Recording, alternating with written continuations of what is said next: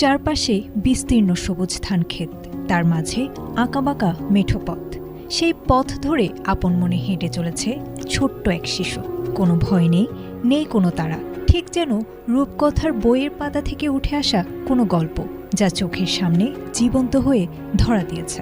যেখানে বন্যপ্রাণীর ভয়ঙ্কর রূপটাও এক নিমেষে মিলিয়ে গেছে, আর সবটুকু জায়গা জুড়ে মিশে রয়েছে কেবলই এক নিষ্পাপ ভালোবাসা। সামাজিক যোগাযোগ মাধ্যমের দেয়াল জুড়ে এখন শুধুই এই মায়াবী দৃশ্যের বন্দনা। ছোট্ট দুটি হাতে পরম যত্নে এক গন্ধগোকুলকে জড়িয়ে ধরেছে একটি শিশু, আর তার ঠিক পেছন পেছন অতন্দ্র প্রহরীর মতো রাজকীয় ভঙ্গিতে হেঁটে চলেছে এক ঢাল তলোয়ারহীন যোদ্ধা, বিশাল এক সজারু, যার পিঠের খাড়া ও ধারালো কাঁটাগুলো এই শিশুর স্পর্শে যেন সম্পূর্ণ